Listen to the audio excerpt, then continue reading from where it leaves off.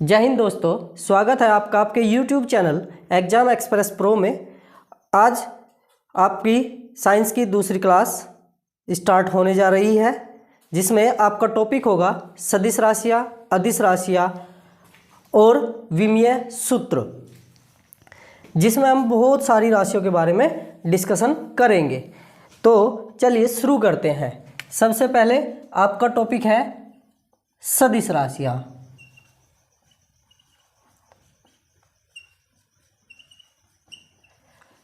सदिश राशियाँ वे राशियाँ जिन्हें व्यक्त करने के लिए दिशा और परिमाण दोनों की आवश्यकता होती है। जिन्हें व्यक्त करने के लिए दिशा व परिमाण दोनों की आवश्यकता होती है। जैसे आपने किसी को बोला कि तुम 10 किलोमीटर उत्तर की ओर जाओ, तो ये जो 10 किलोमीटर उत्तर की ओर जाना हुआ, ये एक सदिश राशि हुई। ठीक है। ऐसे ही आपने बोला कि एक कार है, वो 20 किलोमीटर प्रति घंटा की चाल से पूर्व की ओर जा रही है।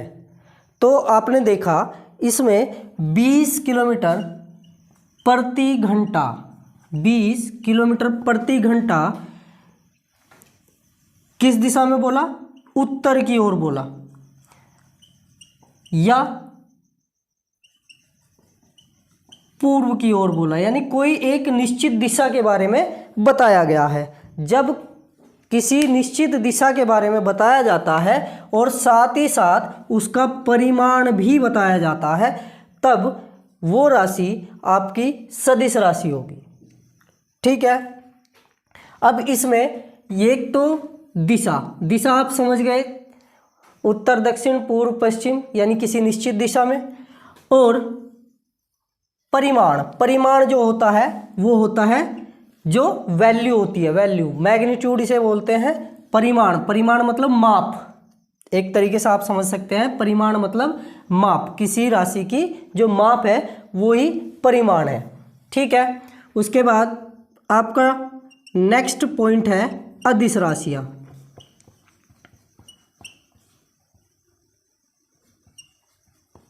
अदिश राशियाँ वे राशियाँ जिनमें केवल और केवल परिमाण की आवश्यकता होती है। जिन्हें व्यक्त करने के लिए केवल और केवल परिमाण की आवश्यकता होती है, दिशा की आवश्यकता नहीं होती। दिशा की आवश्यकता नहीं होती, केवल परिमाण की आवश्यकता होती है। उन राशियों को क्या बोला जाता है? अदिश राशियाँ। ठीक है। आपको सदिश राशियाँ और अदिश राशियों के कुछ उदाहरण, द्रव्यमान। अब एक राशि है द्रव्यमान। कल आपको बताया गया था क्या कि द्रव्यमान एक भौतिक राशि है, लेकिन ये द्रव्यमान कौन सी भौतिक राशि है? द्रव्यमान एक मूल राशि है और दिशा के हिसाब से, दिशा की तरीके से अगर हम समझें तो यह एक अदिश राशि है। क्यों? क्योंकि अगर आप किसी चीज़ को तोलते हैं तो क्या आप उसकी दिशा के हिसाब से तोलते हैं? नहीं, उसकी दिशा के हिसाब से नहीं तोला जाता। जैसे आपको 10 किलोग्राम चीनी तोलनी है, 10 किलोग्राम चीनी तोलनी है, तो इसमें कोई दिशा की आवश्यकता नहीं होगी। इसमें कोई दिशा की आवश्यकता नहीं होगी, केवल और केवल किसकी ज़रूरत होगी? परिमाण की ज़रूरत होगी। तो यह एक अदिश राशि है। और आपको बता दूं कि जिस एग्ज़ाम में भी साइंस आती है, उस एग्ज़ाम में सदिश राशि और अदिश राशि में से एक क्वेश्चन 100% पूछा जाता है। तो अब दोबारा से एक बार और देख लेते हैं कि सदिश राशियाँ कौन सी होती है। सदिश राशियाँ वे राशियाँ जिन्हें व्यक्त करने के लिए दिशा और परिमाण दोनों की आवश्यकता होती है, सदिश राशियाँ कहलाती हैं। अदिश राशियाँ जिन्हें व्यक्त करने के लिए केवल और केवल परिमाण की आवश्यकता होती है, दिशा की आवश्यकता नहीं होती, अदिश राशियाँ कहलाती है। उसके बाद सदिश राशियाँ और अदिश राशियाँ दोनों के कुछ उदाहरण जो कि एग्जाम में पूछे गए हैं वो मैं बोर्ड पर नोट डाउन कर रहा हूं, उन्हें आप भी अपनी नोटबुक में नोट डाउन कर लें।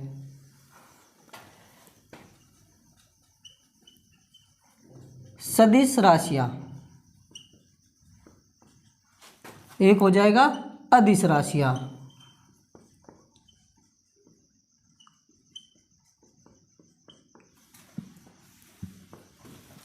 सदिश राशियां अभी बताया जिन्हें व्यक्त करने के लिए, जिनके लिए क्या किसकी आवश्यकता पड़ेगी, दिशा की भी आवश्यकता पड़ेगी, परिमाण के साथ साथ दिशा की आवश्यकता भी पड़ती है। उसमें कौन कौन आएगा, पहला विस्थापन, वेग, त्वरण, बल और वजन। वजन को आप भार भी कह सकते हैं। द्रव्यमान और भार दोनों अलग अलग चीजें होती हैं। ये द्रव्यमान और भार के बारे में आगे डिस्कशन होगा, आगे समझाया जाएगा द्रव्यमान और भार में क्या अंतर होता है। उसके बाद आता है संवेग। ये इस तरीके से आपसे क्वेश्चन पूछ लिया जाता है कि 4 आपको ऑप्शन दे दिए जाएंगे और क्वेश्चन कर लिया जाएगा कि इनमें से सदिश राशियां कौन सी है या दिए गए विकल्पों में से अदिश राशि कौन सी है, ये आपसे पूछ लिया जाएगा। उसके बाद आता है आपका वैद्युत क्षेत्र। वैद्युत क्षेत्र की भी एक निश्चित दिशा होती है। फिर आता है आपका चुंबकीय क्षेत्र।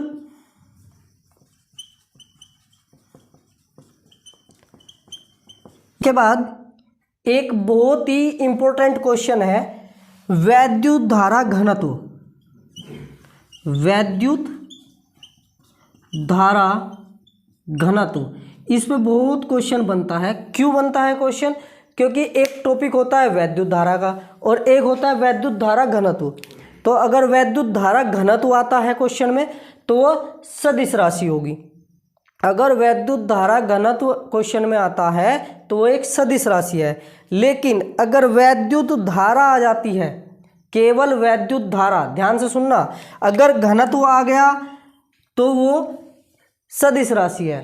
अगर केवल और केवल वैद्युत धारा आती है तो वो अदिश राशि है। ये बात आप अच्छे से समझ लें।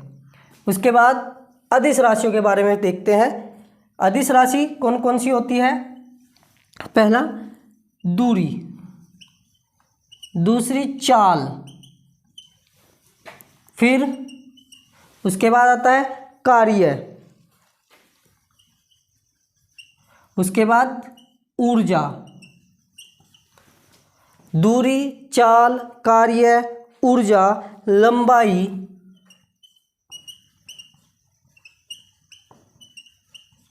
फिर क्षेत्रफल,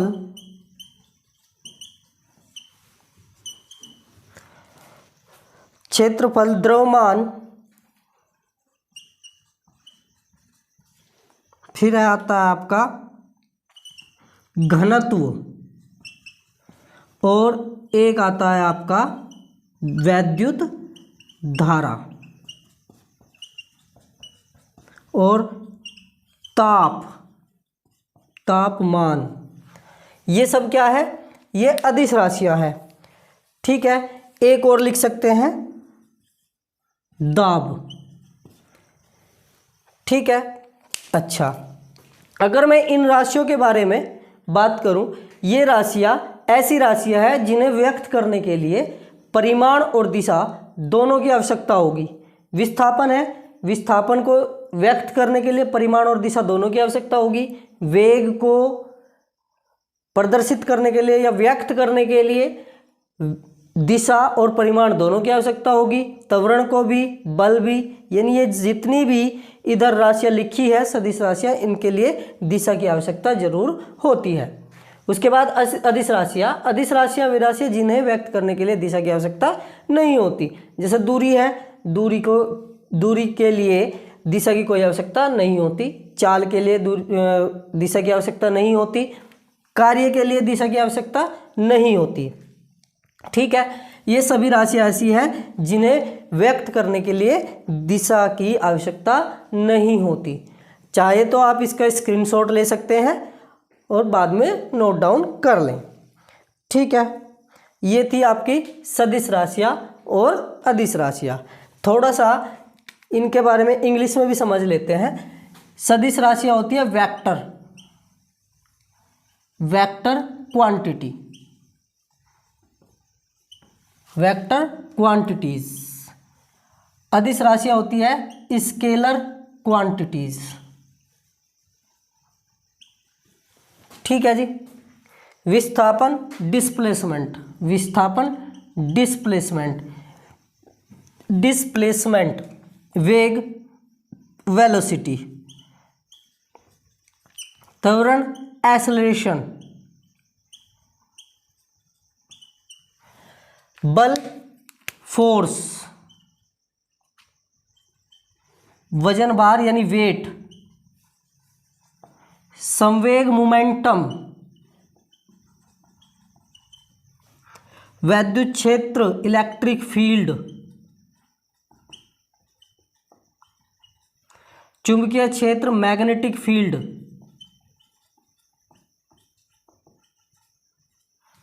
वैद्युत धारा घनत्व करंट डेंसिटी,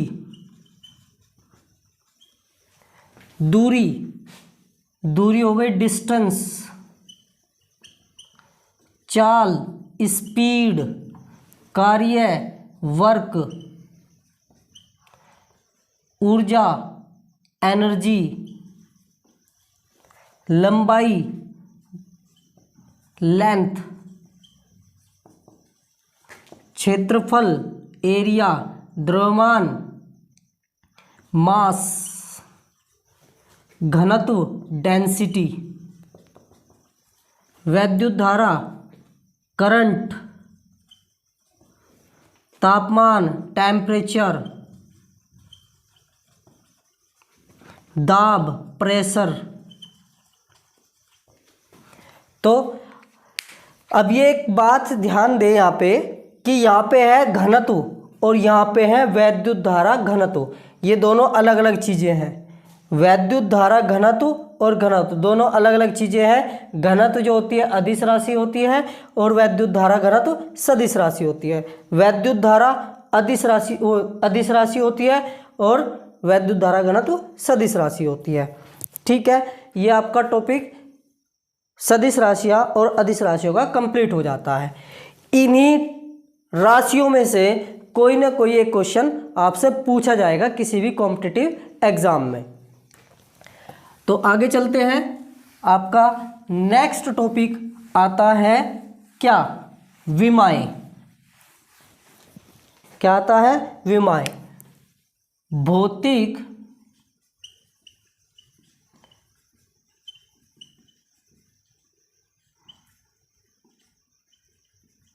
भौतिक राशियों की विमाएं।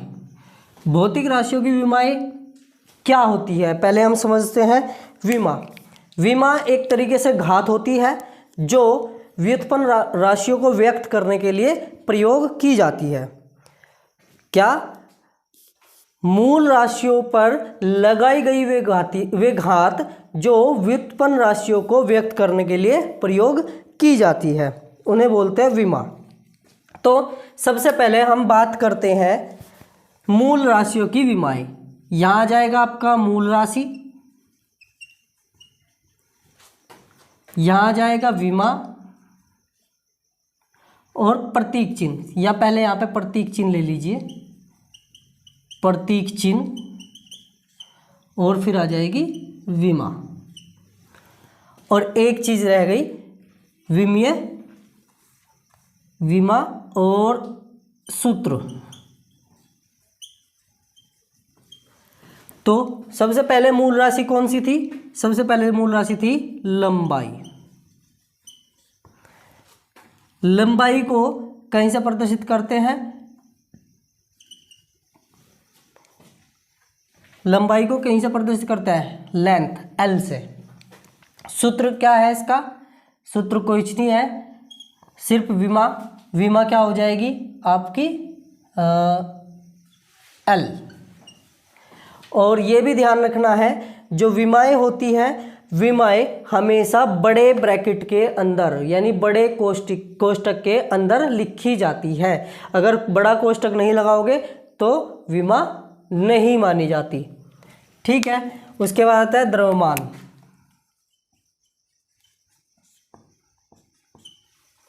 द्रव्यमान का प्रतीक चिन्ह क्या होता है? एम। सूत्र नहीं होता। विमा क्या हो जाएगी इसकी? विमा हो जाएगी द्रव्यमान कैपिटल एम, बड़ा एम। ये इसकी विमा हो गई। उसके बाद आता है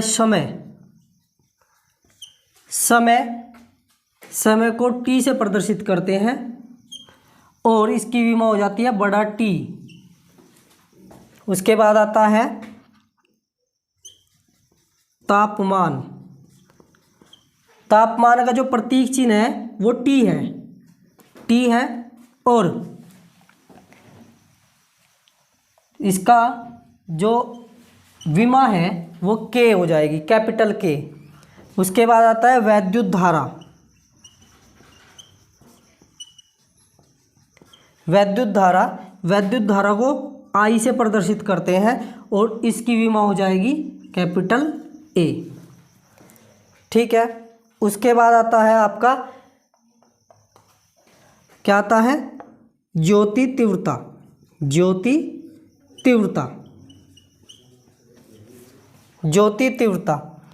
तीव्रता को कैसे प्रदर्शित करते हैं? आई से प्रदर्शित करते हैं, इसे भी आई। ज्योति तीव्रता, इसका विमीय सूत्र हो जाएगा सी डी यानी कैंडेला। ये ध्यान रखना, इसका जो मात्रक होता है ज्योति तीव्रता का वो भी कैंडेला ही होता है और यही इसका विमा भी कैंडेला ही होगी। उसके बाद आपका एक बचा है क्या? पदार्थ की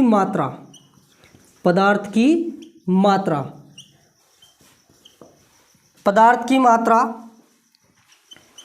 मोल, और इसकी विमा भी क्या होगी? मोल होगी। ठीक है। ये आपके भौतिक राशियों की विमाएं हो गई। ठीक है।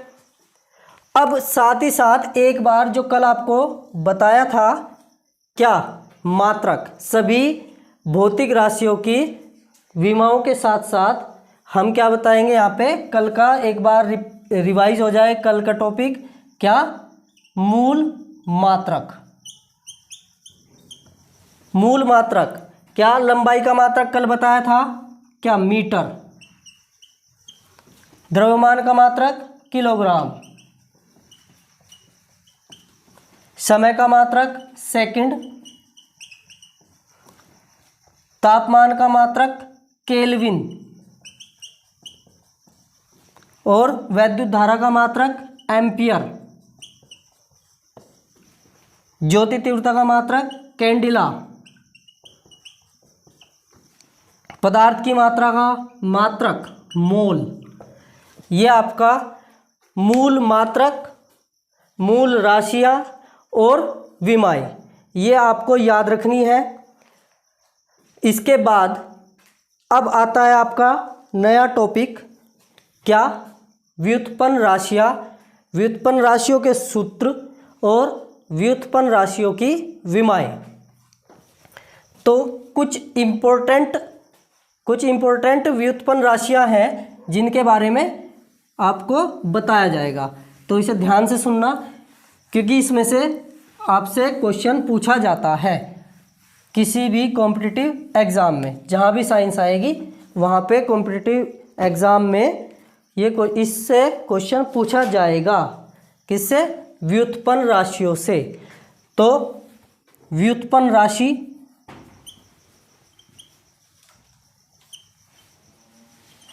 व्युत्पन्न राशि सूत्र, यानी व्युत्पन्न राशि के सूत्र, व्युत्पन्न राशि के मात्रक जो कल बताया था, और व्युत्पन्न राशियों की विमाएं।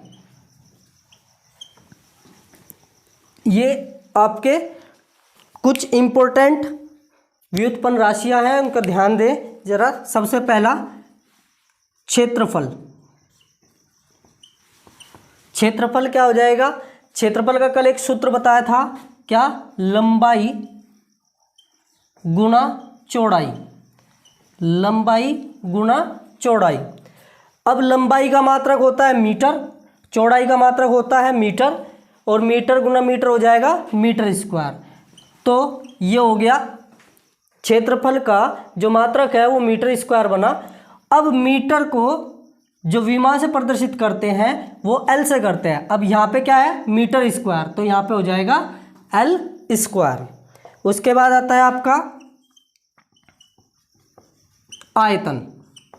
आयतन बताया था लंबाई गुना चौड़ाई गुना ऊंचाई। तो यहाँ पे लंबाई का मात्रक मीटर, चौड़ाई का मात्रक मीटर, ऊंचाई का मात्रक मीटर, तो मात्रक हो जाएगा आयतन का, आयतन का मात्रक मीटर की घात 3 या मीटर क्यूब। तो मीटर क्यूब हो गया, तो इसकी विमा हो जाएगी एल की क्यूब। क्यों? क्योंकि मीटर का जो मीटर की जो विमा होती है वो एल होती है, और यहाँ पे मीटर का स्क्वायर था तो यहाँ पे स्क्वायर आ गया एल का, यहाँ पे मीटर का क्यूब है तो यहाँ पे एल की क्यूब आ गई। उसके बाद आता है आपका घनत्व। घनत्व, घनत्व होता है आपका द्रव्यमान बटे आयतन, द्रव्यमान बटे आयतन, द्रव्यमान बटे आयतन। द्रव्यमान क्या है भाई? द्रव्यमान का मात्रक क्या होता है? किलोग्राम। द्रव्यमान का मात्रक किलोग्राम, आयतन का मात्रक मीटर क्यूब, अभी अभी निकालना है। अब द्रव्यमान की विमा भी थोड़ी देर पहले मैंने बताई थी। द्रव्यमान की विमा होती है एम, द्रव्यमान की विमा होती है एम, और ये जो होती है मीटर, मीटर की विमा भी अभी एल क्यूब, यानी आयतन की विमा क्या बताई थी? L cube. अब ये एल क्यूब डिवाइड में आएगी, एल क्यूब आएगी डिवाइड में। अब इसे डिवाइड को हटाकर आप सीधा ml-3 कर दीजिए, ml-3 यानी l की पावर -3। उसके बाद आपका आता है नेक्स्ट, क्या आता है? उसके बाद आता है वेग। क्या आता है? वेग। आपका आ गया वेग। वेग क्या होता है? वेग होता है विस्थापन बटे समय। विस्थापन का वेग का जो सूत्र है वो विस्थापन बटे समय, और विस्थापन क्या होता है? एक तरीके से दूरी होती है। विस्थापन क्या होता है? एक तरीके से दूरी होती है। तो विस्थापन का जो मात्रक होगा वो होगा मीटर। विस्थापन का जो मात्रक होगा वो होगा मीटर, और समय का मात्रक हो जाएगा सेकंड। तो आप इसे लिख सकते हैं मीटर प्रति सेकंड, मीटर प्रति सेकंड। अब मीटर की विमा क्या थी? एल। समय की विमा क्या थी? सेकंड। सेकंड की विमा टी। टी जो है, समय जो है वो डिवाइड में है, भाग में है, ऊपर जाएगी घात माइनस हो जाएगी। तो जो वेग है, वेग की विमा हो गई एल टी की पावर -1, ये वेग की विमा हो गई। उसके बाद आता है आपका 5वां पॉइंट, त्वरण। त्वरण, त्वरण क्या होता है? वेग बटे समय, वेग बटे समय। त्वरण हो गया वेग बटे समय, और वेग का जो मात्रक था वो था मीटर प्रति सेकंड, और 1 सेकंड ये हो जाएगा। देखिए जरा ध्यान से सुने, 1 मीटर प्रति सेकंड ये हो गया, और 1 सेकंड डिवाइड में ये हो गया। वेग का हो गया मीटर प्रति सेकंड मात्रक, और 1 सेकंड ये हो जाएगा, मतलब बनेगा मीटर प्रति सेकंड का स्क्वायर, मीटर प्रति सेकंड का स्क्वायर। अब जो विमा बनेगी, विमा बनेगी एल टी -2। अब ये एल टी -2 कैसे बनी? अब देखिए एल टी -2 ऐसे बनी, ये जो सेकंड स्क्वायर है, ये सेकंड स्क्वायर डिवाइड में है। अब जब डिवाइड में है तो ये ऊपर जाएगी, ऊपर जाते ये पॉजिटिव थी यानी धनात्मक थी, ऊपर जाते हुए क्या हो जाएगी, ऋणात्मक हो जाएगी। उसके बाद अगला पॉइंट आता है आपका, जो अगला टॉपिक है वो आता है आपका क्या, संवेग। क्या आता है, संवेग। संवेग क्या होता है, संवेग, संवेग होता है आपका द्रव्यमान गुना वेग। क्या होता है, द्रव्यमान गुना वेग। द्रव्यमान का मात्रक क्या है, किलोग्राम, द्रव्यमान का मात्रक किलोग्राम, और वेग का मात्रक मीटर प्रति सेकंड, वेग का मात्रक मीटर प्रति सेकंड। आप चाहे तो इसे ऐसा लिख सकते हो, मीटर प्रति सेकंड। तो द्रव्यमान की जगह हमने द्रव्यमान का मात्रक लिखा किलोग्राम, वेग की जगह वेग का मात्रक लिखेंगे मीटर प्रति सेकंड, तो ये हो जाएगा मीटर प्रति सेकंड। तो संवेग का जो मात्रक बना, संवेग का मात्रक बना किलोग्राम मीटर प्रति सेकंड। अब किलोग्राम का जो विमा है, किलोग्राम की विमा है m, मीटर की विमा है l, और ये फिर वही पर का साइन आ गया यानी डिवाइड का साइन आ गया। तो सेकंड की विमा होगी -1, t की पावर -1। ये हो गया संवेग। संवेग के बाद आपका आता है बल। क्या आता है, बल। बल की विमा क्या होती है, तो बल की विमा को समझने के लिए सबसे पहले आपको चाहिएगा बल का सूत्र। बल का जो सूत्र है वो होता है द्रव्यमान गुना त्वरण, द्रव्यमान गुना त्वरण। ये इसका सूत्र हो गया, द्रव्यमान गुना त्वरण। अब जो द्रव्यमान गुना त्वरण है, द्रव्यमान का मात्रक वही किलोग्राम। अच्छा जी, त्वरण का मात्रक क्या था, मीटर प्रति सेकंड स्क्वायर। क्या था, मीटर प्रति सेकंड स्क्वायर। अब जब मीटर प्रति सेकंड स्क्वायर हुआ तो ये हो जाएगा आपका mLT-2, mLT-2। क्यों भाई, जब भी प्रति का साइन आ जाए, जब भी ये आ जाएगा पर का साइन, तो ये समझ लीजिए घात जो है वो माइनस में चली जाएगी, घात कहीं में चली जाएगी, माइनस में चली जाएगी। उसके बाद आता है नेक्स्ट आपका आठवां पॉइंट आता है आपका कार्य। क्या आता है, कार्य बराबर क्या होता है, बल गुना विस्थापन। क्या होता है, बल गुना विस्थापन। तो बल का मात्रक हमने अभी भी निकाला था, क्या ये निकाला, किलोग्राम मीटर प्रति सेकंड स्क्वायर। तो ये हो जाएगा आपका किलोग्राम मीटर प्रति सेकंड स्क्वायर, और साथ ही साथ कौन आ जाएगा, विस्थापन का मात्रक क्या होता है, विस्थापन का मात्रक होता है मीटर। तो इसका जो मात्रक बनेगा वो बनेगा किलोग्राम मीटर, 1 मीटर ये रहा, 1 मीटर ये रहा, तो ये हो जाएगा मीटर स्क्वायर प्रति सेकंड स्क्वायर। तो क्या बन गया, किलोग्राम मीटर स्क्वायर प्रति सेकंड स्क्वायर। तो आपके पास जो विमा बनेगी वो बनेगी mL2T-2, mL2T-2। ठीक है। अब जो कार्य का मात्रक होता है वो ही ऊर्जा का मात्रक होता है। कार्य का मात्रक बराबर ऊर्जा का मात्रक। ठीक है। उसके बाद आता है आपका शक्ति। क्या आता है, शक्ति। मैं यहाँ से हटा दूँ इसे क्योंकि ये तो सभी को याद हो गई होगी। अगली राशि जो है नेक्स्ट वो है शक्ति। शक्ति क्या होती है भाई, कार्य करने की समय दर जो होती है वो होती है शक्ति। कार्य करने की समय दर यानी कार्य बटे समय, कार्य बटे समय।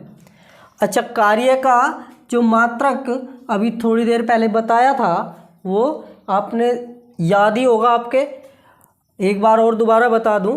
कार्य का मात्रक कैसे निकालते हैं अब उसे भी समझ लो साथ ही साथ।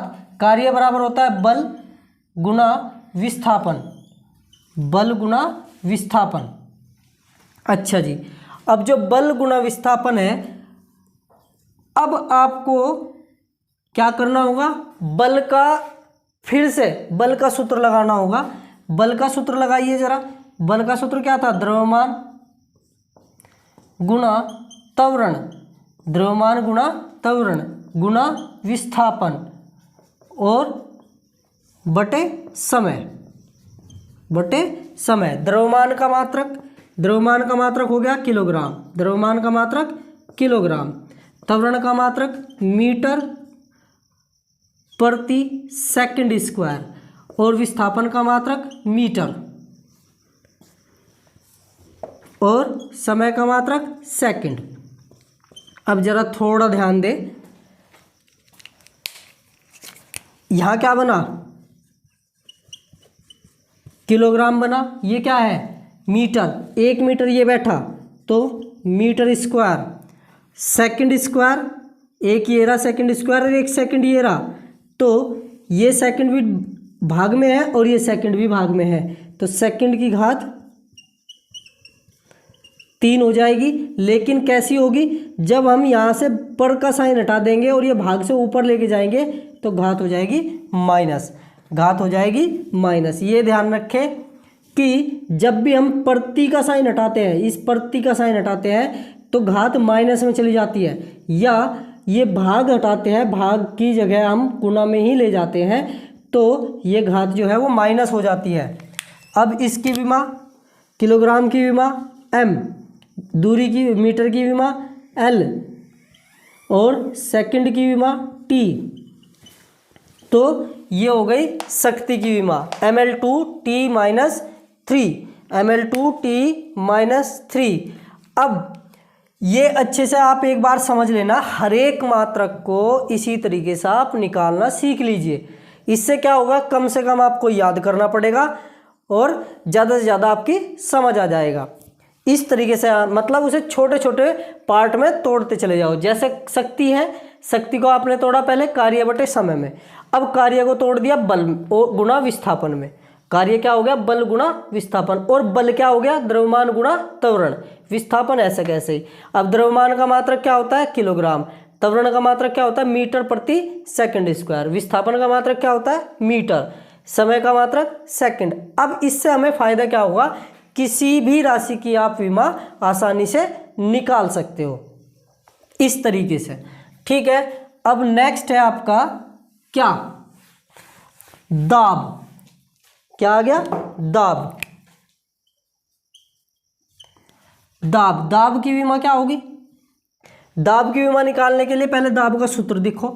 दाब का सूत्र क्या होगा, दाब का सूत्र होगा बल बटे क्षेत्रफल, बल बटे क्षेत्रफल, और बल क्या बताया अभी अभी थोड़ी देर पहले, द्रव्यमान गुणा त्वरण, द्रव्यमान गुणा त्वरण, और ये क्षेत्रफल, क्षेत्रफल ही रखो। अब द्रव्यमान की विमा किलोग्राम, द्रव्यमान की विमा किलोग्राम, त्वरण की विमा मीटर प्रति सेकंड स्क्वायर, और क्षेत्रफल की विमा मीटर की पावर 2, मीटर की पावर 2। अब ध्यान से सुने, ये तो गुणा में है, अब ये भाग में है, तो ये बन जाएगा किलोग्राम। मीटर की घात 2 प्लस है, जब हम इसे ऊपर लेके जाएंगे, भाग हटाएंगे। इससे पहले टॉपिक पे मैंने बताया था कि जैसे ही ये भाग का चिन्ह हटाते हैं तो घात माइनस में चली जाती है। एक घात यहाँ पे प्लस की है और एक घात ही हो जाएगी ऊपर जाकर माइनस की, तो घात बच जाएगी माइनस की, यानी मीटर की घात -1। और ये प्रति का चिन्ह जब आप हटाओगे तो सेकंड की घात -2। अब विमा बना दो इसकी, किलोग्राम m, मीटर की हो गई l, l की पावर -1, सेकंड की पावर हो गई -2, ml -1 t-2। ये हो गई दाब की विमा। उसके बाद ऊर्जा, क्या आ गया, ऊर्जा। आप ये ध्यान रखना कि जो